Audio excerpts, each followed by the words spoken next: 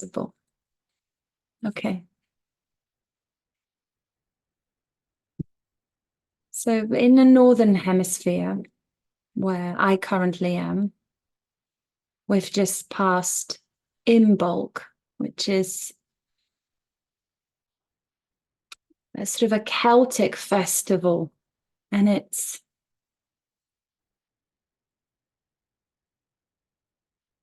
really a beautiful time of the year because this is where the snowdrops have just come through. The crocuses have come through. And I keep a diary, and I've kept a diary probably for the past 10, 15 years of how and when the plants come out in my local park. And believe it or not, almost to the day, they surface at the same time each year, year on year on year. And so I've gotten so good at this now that about a couple of days of me expecting them to come out, I'm already looking for them in the exact spot where I know they're going to be. And every morning on my cycle in, when I drop my daughter off at school, we're looking, as we cycle past, we're looking for the next crocus to surface.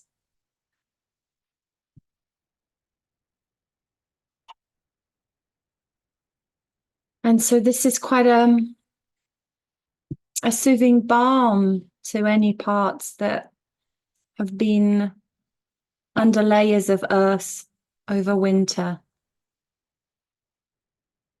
in the dark.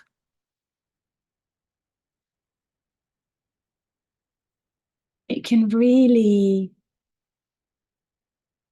reach those parts of us that nothing reaches, and yet the sight of a crocus or a snowdrops or a daffodil or a tulip, it reaches that part in a way that words can't. And it's a sort of an invite. It's like nature shows us how to come out from layers and depths beneath the dark, rich earth. So this is where I am currently. This is what's currently happening all around me.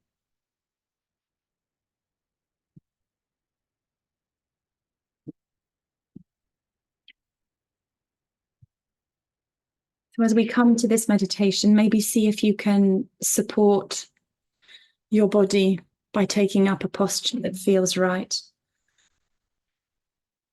And as always, we start these meditations off with the baseline of there's no right way for you to be. You are the best at being you. No one can do you better than what you are already doing. So do what your body needs now. If it's lying down, sitting cross-legged, or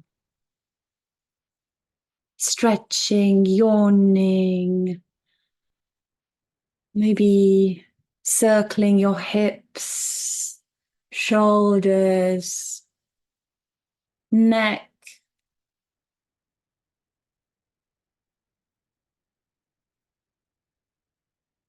How would it be to inhabit yourself fully? Be full of yourself.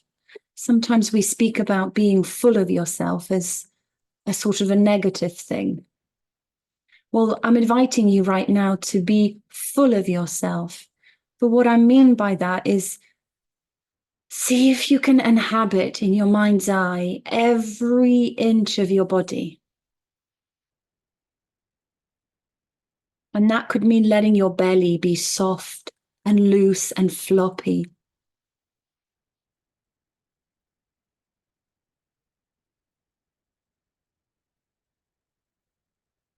Letting your bum cheeks be soft, See where you're holding tension. See where you're holding breath.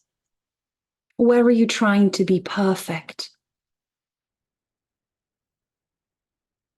Where are you trying to be pleasing?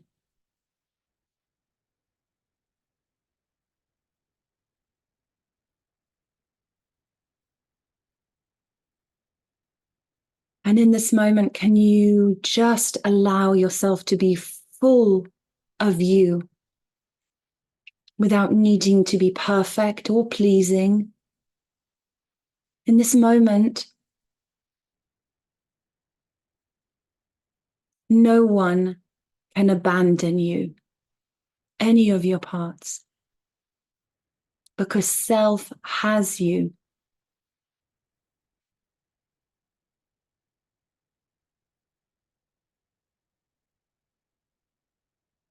So keep pushing, keep stretching out, keep expanding further and further, fuller and fuller into your body. The toes,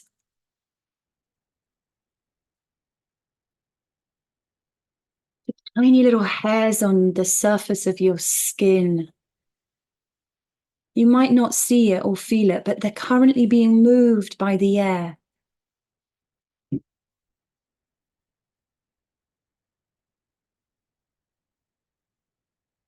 As we speak, you're not an impermeable thing. You're currently mingling with the air around you.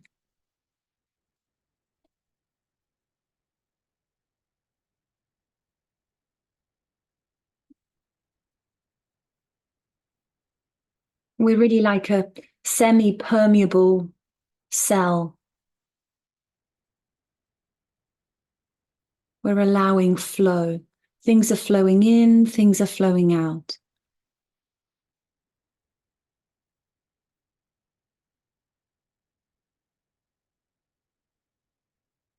And as we spoke last week, your heart is currently radiating 1 meter or 3 feet outside of yourself.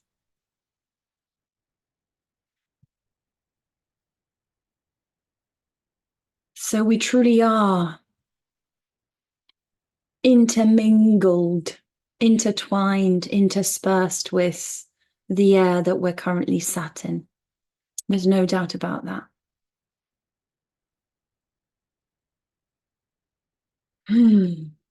So be full of yourself.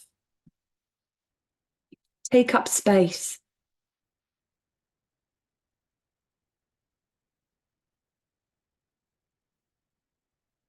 Keep allowing your belly to be soft.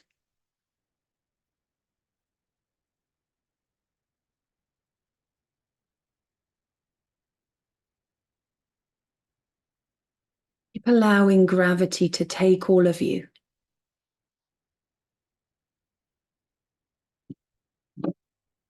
And allow yourself to sigh, to yawn, to stretch, to move, to place hand on your body. Sometimes nice to have a hand on the heart and hand on the sacral area.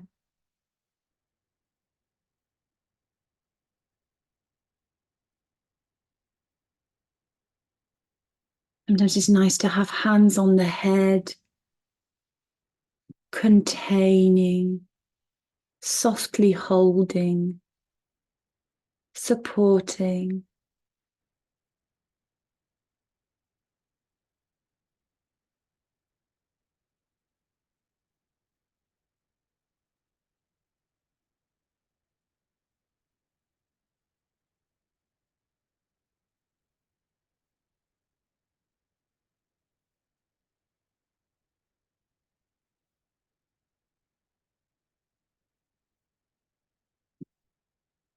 And really allow an exchange, allow a flow. As you follow your heart, the energetic field outside your body, see if you can follow it and meet the air.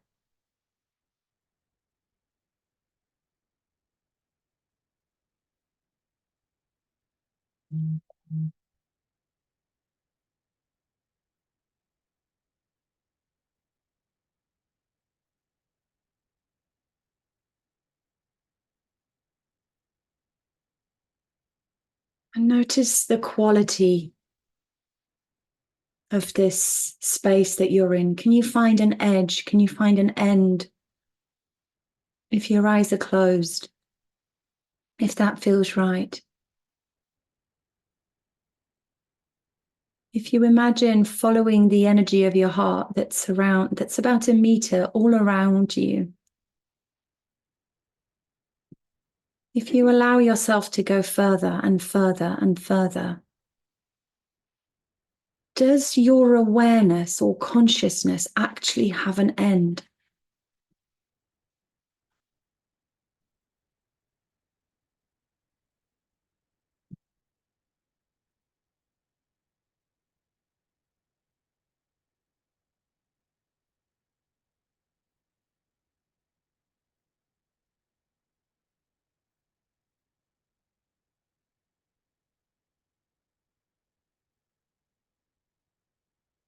Here's a little exercise.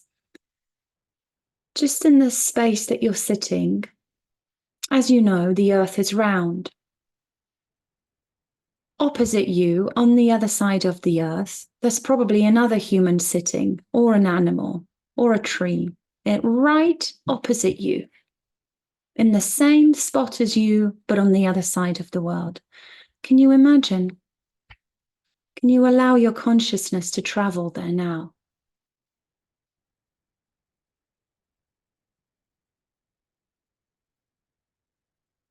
And how does it travel? Does it travel through the core of the earth and out the other side?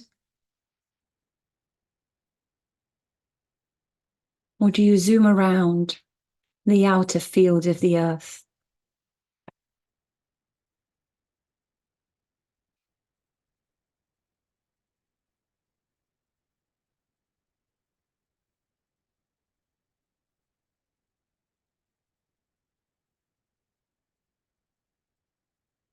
And this dimensionless field of consciousness that we're in right now, if you were to start to reach out your hands and see if you can find an end to it, an edge, maybe it's somehow consciousness lives in a box. See if you can find the edge of consciousness.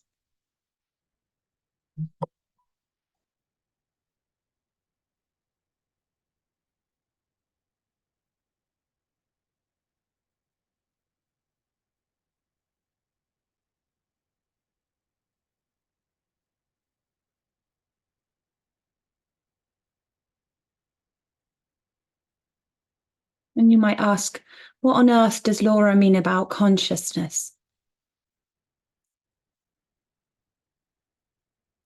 I suppose it's the act of being aware, or being aware of being aware. So, for instance, you're aware of the sound of this voice. You're aware of how your body feels. You're aware of any sounds in your room, maybe outside, maybe traffic noise, maybe birds, maybe wind. You're aware of different parts of yourself. But who is the you that I'm talking about? Does this you, or this I have limits? What is that stuff made of? What is awareness made of?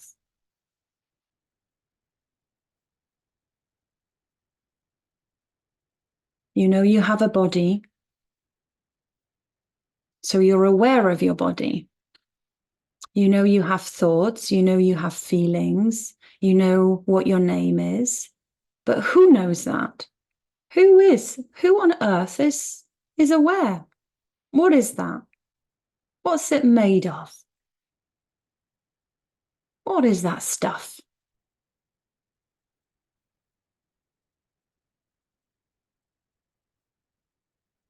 And is it capable of traveling right now to someone, something, some entity exactly opposite you on the other side of the earth?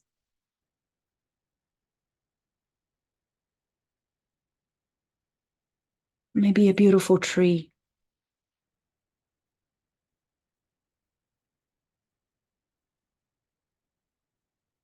Maybe a breastfeeding mother.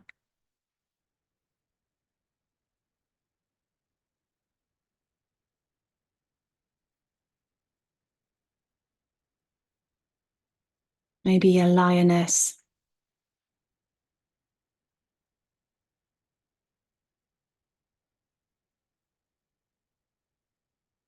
Who is the consciousness inside them? Or what is the consciousness inside them? Is it different to you? It appears different, but is it?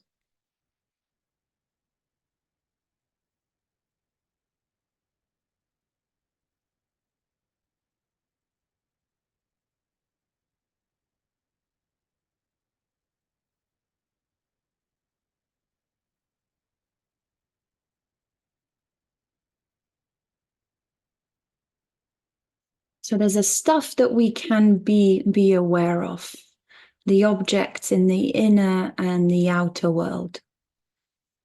Your breath, your body, your thoughts, feelings. We can be aware of that. And then there's the awareness itself.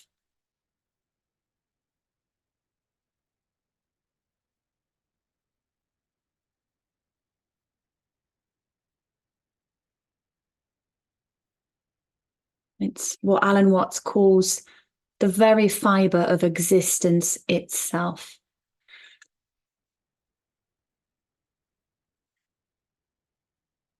We can call that the Tao,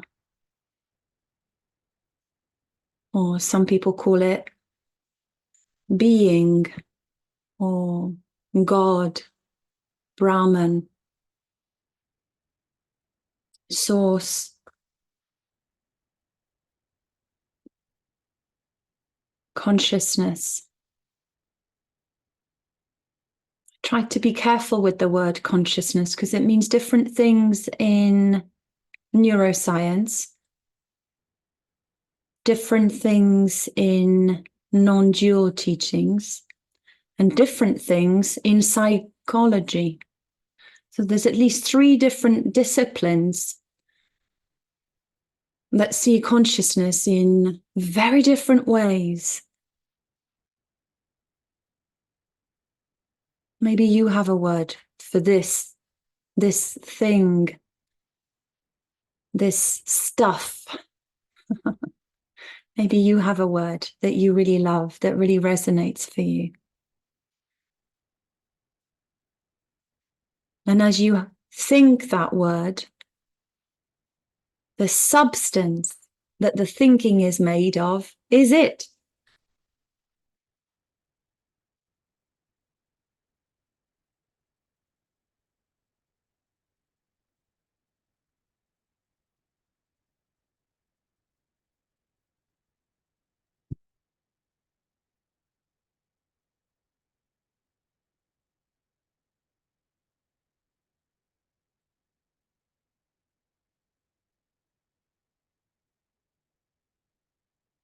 But let's go back to being aware of what entity, what being might be on the other side of the world, directly opposite to where you are sat right now. And you might think, well, no big deal. I don't even know this person. Let's assume it's a person. What if I was to tell you that that person made the table that you're at your breakfast at? They made the table. Would that matter then? Or it's the farmer that grew the crop for the breakfast that you ate. Now it feels a bit closer. Now it feels a little like you might know this person already.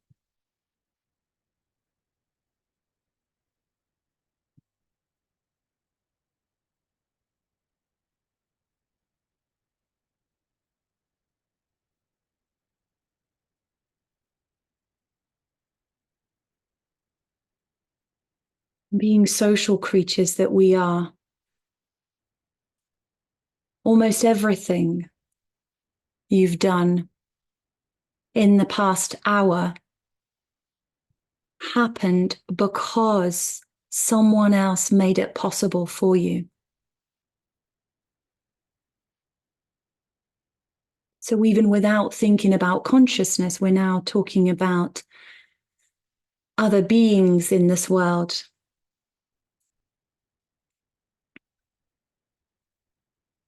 You existed for the past hour, not on your own. You existed because someone, for instance, built the house that you are in, grew the crops for the breakfast. What about the bowl you ate from?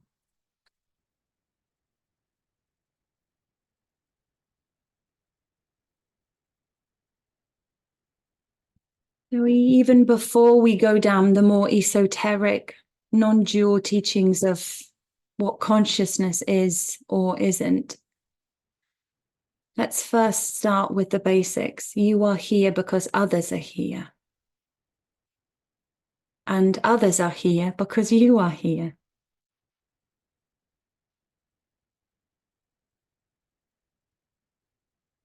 We pray to God, but we are God. Thank you, God, that there are farmers here who grow the crops for our food.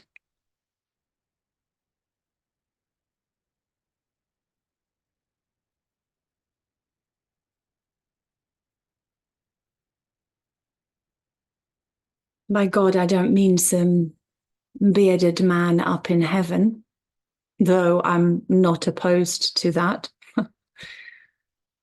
It's just this consciousness that I'm talking about, that it's in each one of us.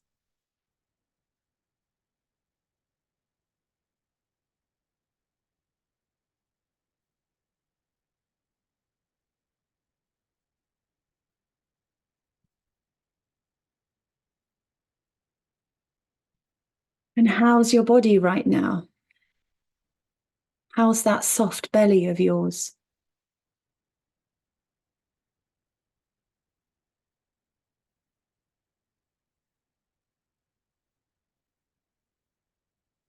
Are you letting gravity take your weight?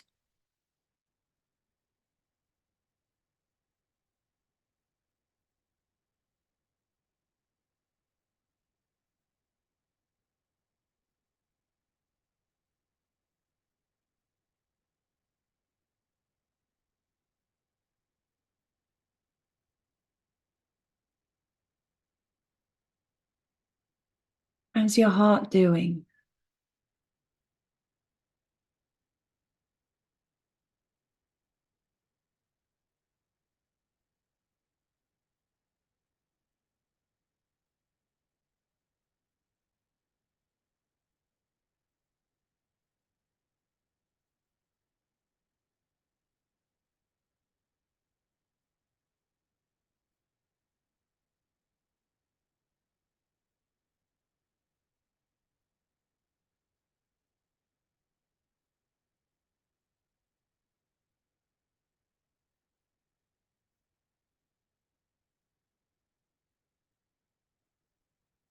And this is a question I sometimes like to ask. Who is beating your heart?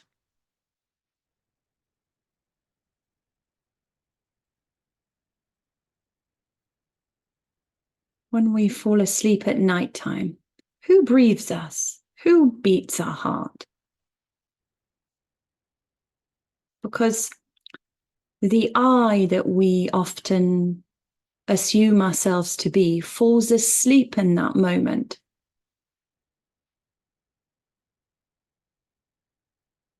So who on earth or what on earth continues to look after us, if not the I?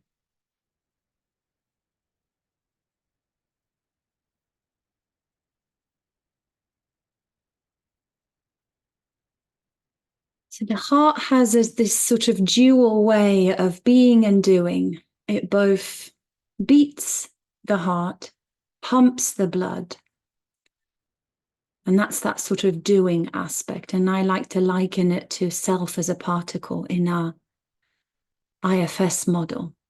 It's actionable.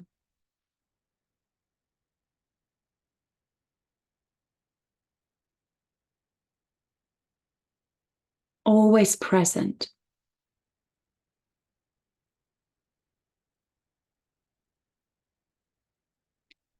And then there's a sort of a being aspect of the heart. This is the spiritual heart in the center of the chest that is very much connected to this consciousness, or closer to the purity of consciousness before it manifests as the breath or as the body, as goosebumps, blushing, sighing, yawning, thinking, feeling. I am this, I am that. So the heart has both a doing aspect and a being aspect to it. And the being is, in IFS, self as a wave. Where is self as a wave right now for you? Reach out your hand. Can you find the edge of this transpersonal wave-like quality here?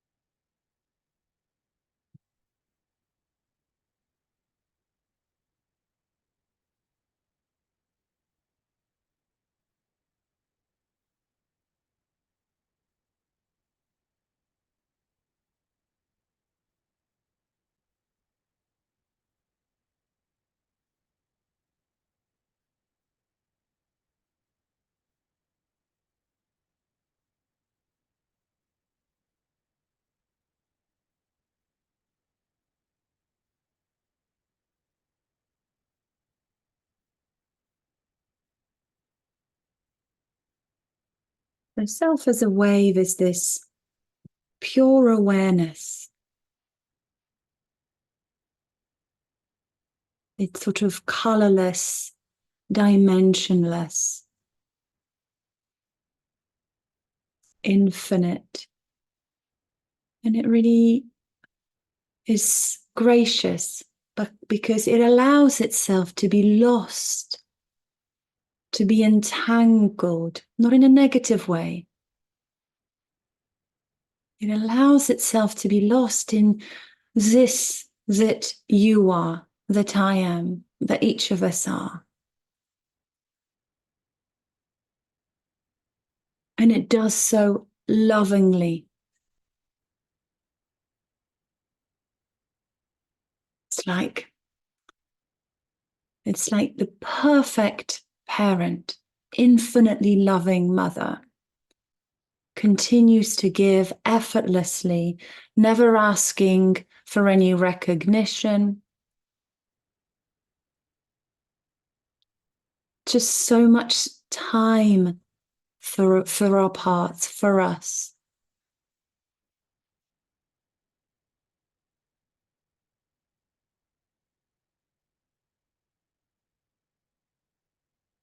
And this is what I personally always return to If I ever find myself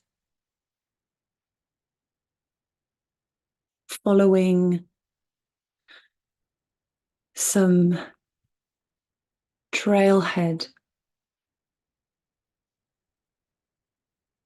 this is a sign immediately to return to know myself, so that the trailhead can find a home, a peace.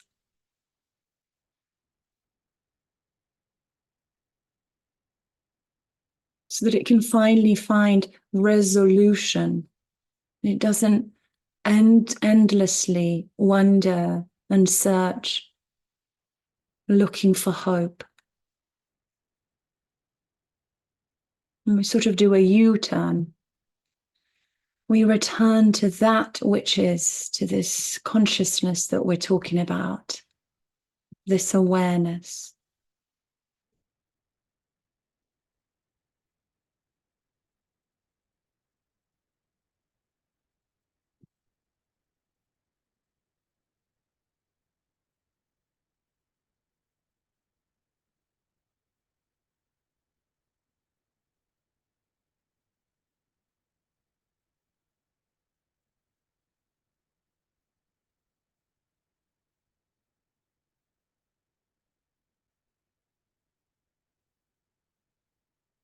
And the more we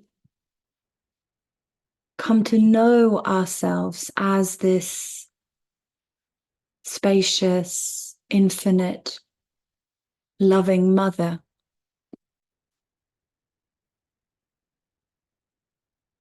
paradoxically, the more we can allow parts of ourselves just to be as they are.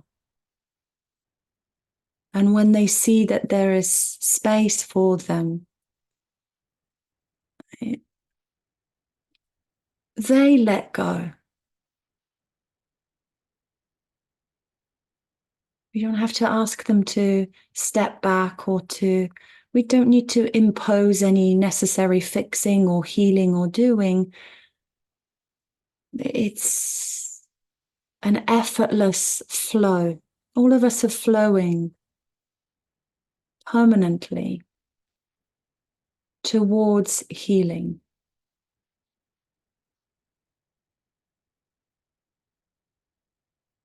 No matter how broken we may feel ourselves to be, or parts of us, no matter how stuck or frozen they may appear. There are always these minute movements towards healing without our ever needing to do anything. We can help it along, that's for sure. And this is why IFS is such a fantastic tool. But ultimately, we're all already on the path towards healing.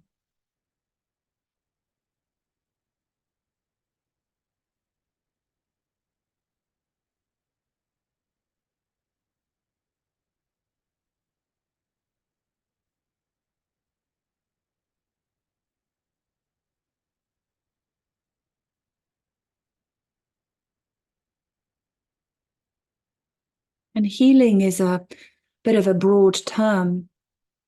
What healing is for one being may not be healing for another.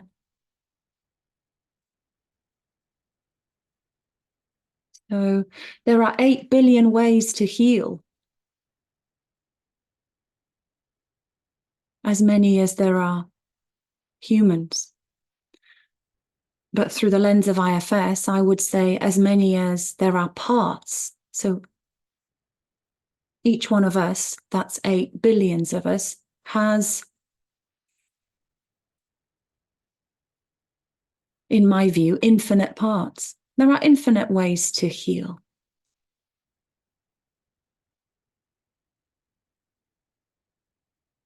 Just as there are multiple ways up a mountain,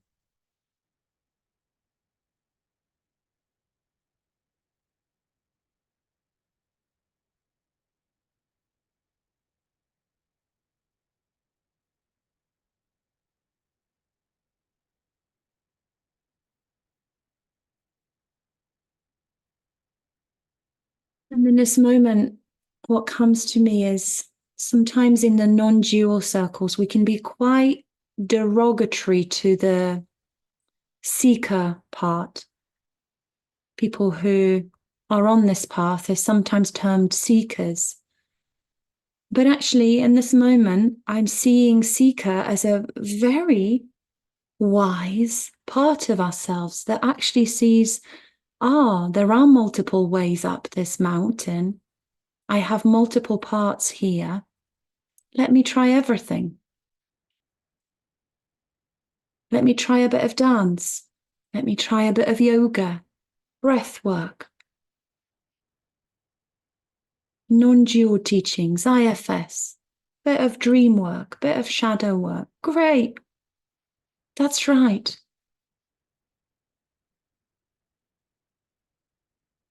There's absolutely zero shame about owning and recognizing the ingenuity of the seeker part.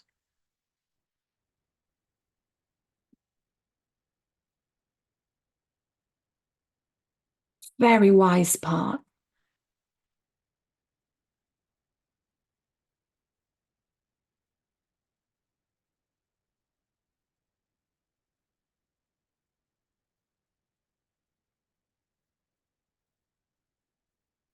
It's the part that stands at the bottom of the mountain and then sees the summit right at the top.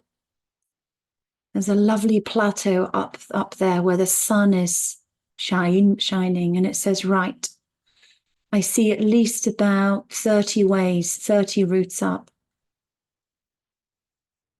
And then tries one, comes to a dead end. Tries another, comes across a bear. Tries another, finds something else. Wow, dedication.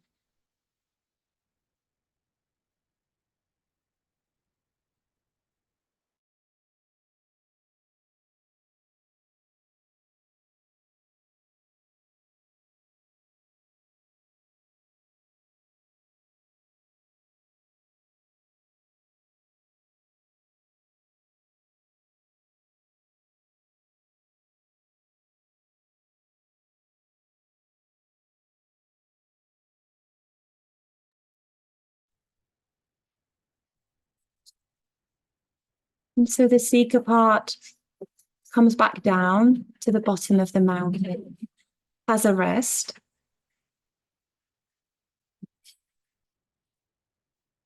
And then sets off on the journey the following day. In one day, one path finally gets us there. And then finally the seeker can take their rest. And satisfied with the countless journeys, sits down at the top of the mountain and just basks in the sun.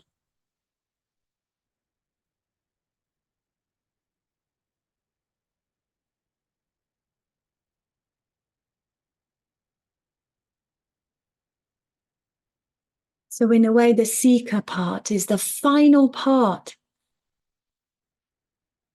Sometimes the seeker can be sort of like a healer, fixer part, therapist part. Wants health and healing for us. But it's the final part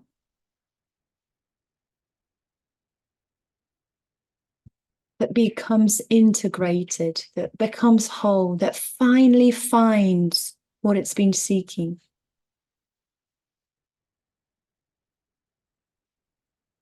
This is, if you know the poem Rumi's Guest House, this is a really honorable, reverend guest. So if we ever find ourselves in circles that use the word seeker in less than positive ways.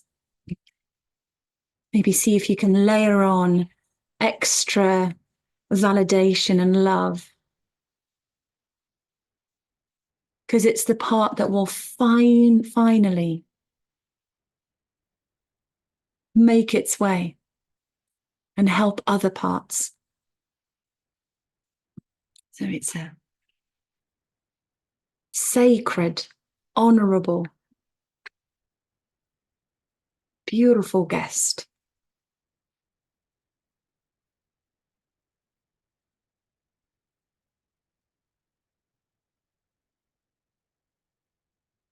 How's your belly doing? Is it still soft? Are you letting yourself take up space?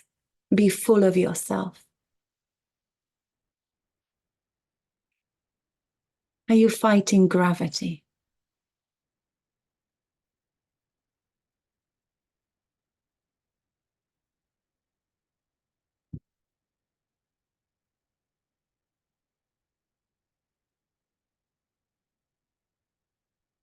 How's this dual heart? The beating and the being.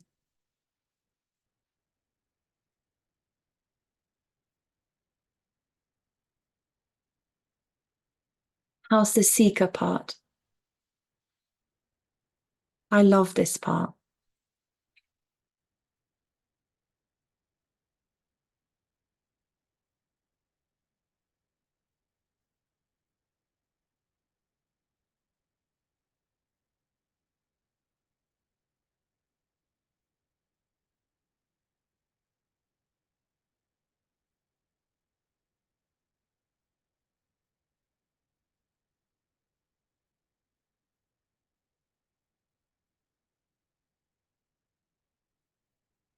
It's like the seeker part knows something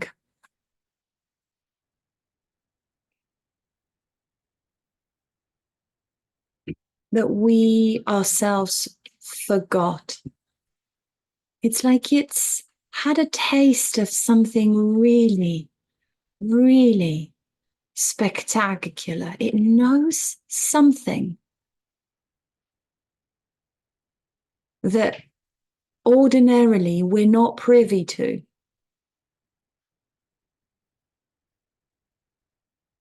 It knows some sublime light and sublime way of being. It has a secret up its sleeve, a secret that's hidden in plain sight.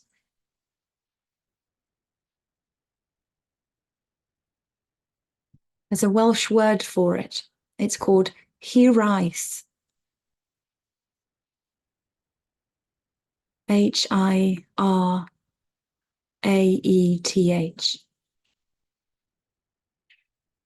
And hiraeth means a deep spiritual longing for something lost, something that we once knew. A home, perfect peace, perfect knowing that we once had, that we seem to have forgotten. And I feel this is the seeker part has almost a clear image of what that is, but not quite.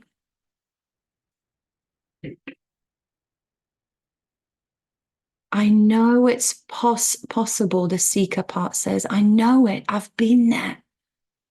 I've tasted it.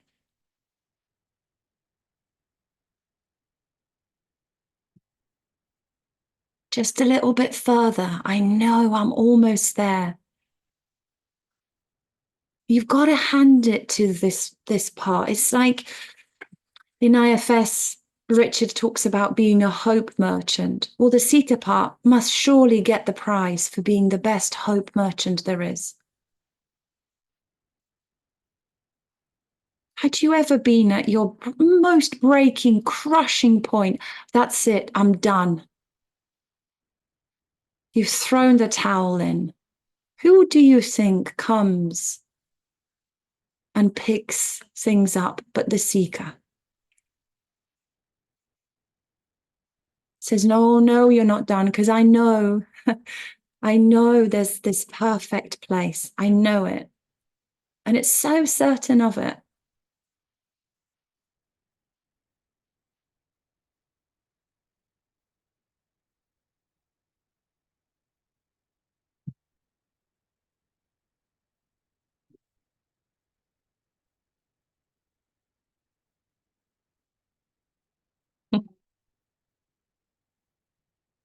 And then when you do reach the top,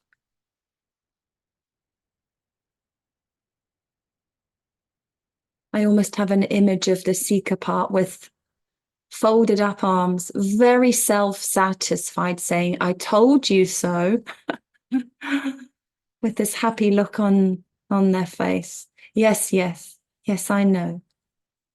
Thank you very much. Thank you for being here. Thank you for navigating these difficult paths.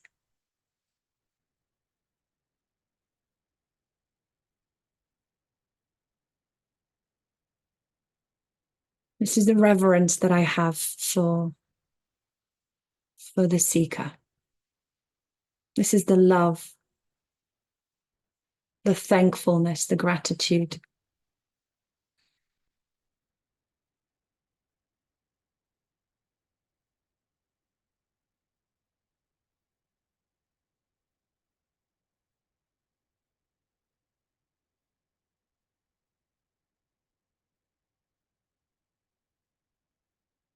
I'm sure all of us here at some point when we were little, we had hoped that there would be someone that would walk in and take us away and take us to that perfect home. When I was a child, I really loved the Little House on the Prairie or the Waltons. Oh, I would have just, that would have been my perfect, my younger parts, that would have been their perfect dream home.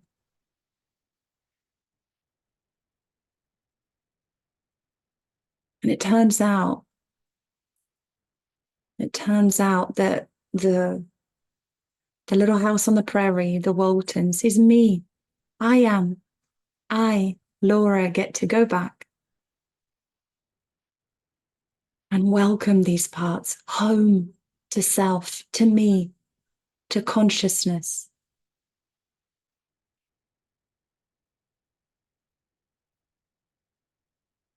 Yes, that's right. You get to be your own savior, your own hero.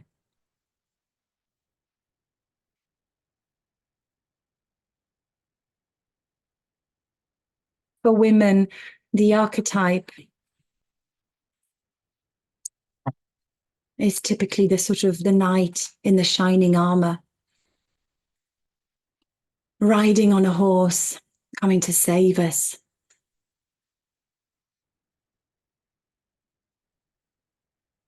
It turns out the knight is you.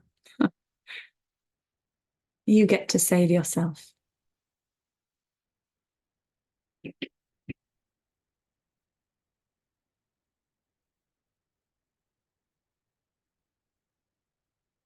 And a big chunk of that is down to the seeker part because it had trust, total faith. It knew something that the other parts were not quite certain of, not very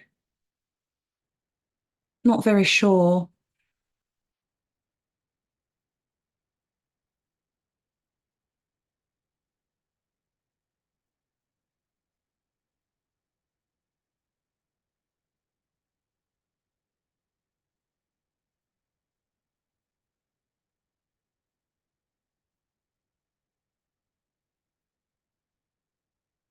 And maybe as we finish off this meditation here, just see if there's some space in you to really see the beauty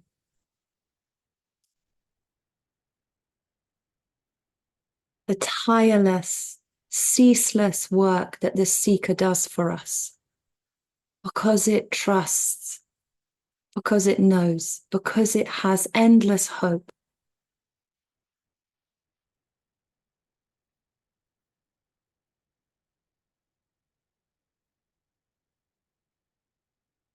And with these wonderful tools like IFS,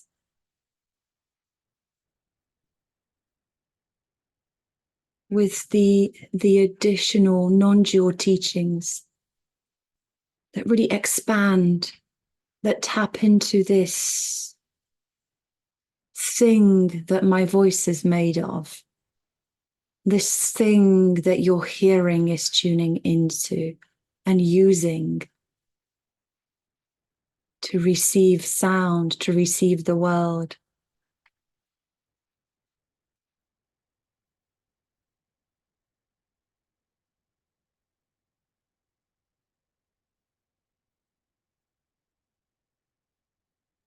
They're all wonderful tools.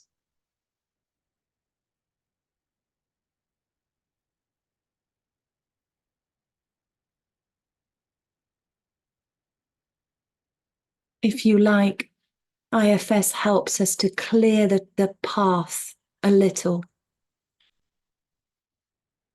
A very overgrown path up the mountain. Tools like IFS help us to clear the space so that we can carry on moving towards the light.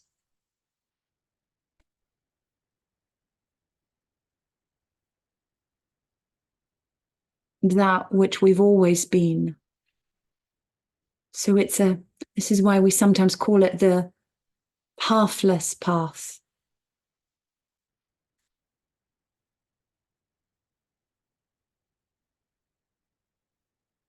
Because where is there to go within consciousness? Where could you have ever gotten lost if there's no boundaries or edges?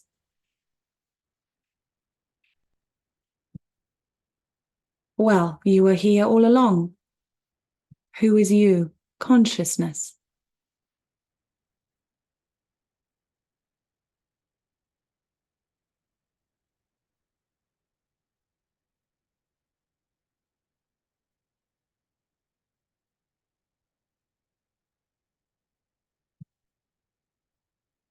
So here we are. Here we are in this soft body, full of yourself, not fighting gravity, not needing to be perfect or pleasing. Self will never reject you, never.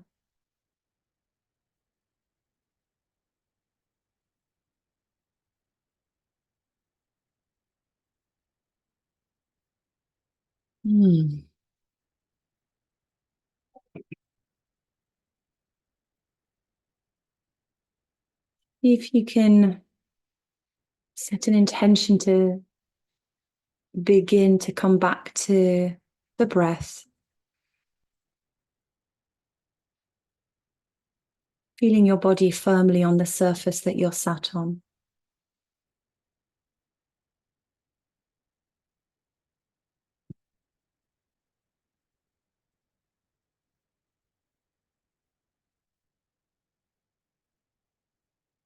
Maybe taking a few more conscious breaths. Maybe stretching, yawning, sighing. If you're on the ground, rolling from side to side, drawing your knees into your chest, giving yourself a hug, welcoming.